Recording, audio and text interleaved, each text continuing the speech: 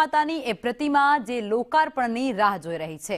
અમદાવાદના નવા વાડજ સર્કલ પર આ પ્રતિમા સ્થાપિત થઈ છે।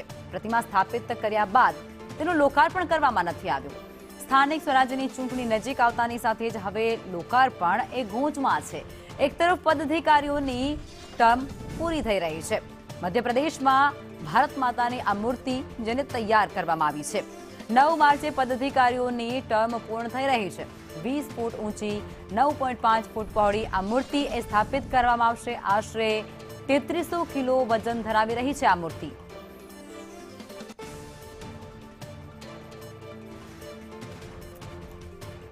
અમદાવાદના નવા વાડજ ખાતે વધુ એક હવે નવું સર્કલનું નામ થાય તેવી સંભાવનાઓ જોવા મળી રહી છે। ભારત માતા સર્કલ તેનું નામ પડે તે કોઈ નવાઈ નથી, કારણ કે અમદાવાદના નવા વાડજ ખાતે વિશાળ ભારત માતાની પ્રતિમા છે તે મૂકવામાં આવી છે।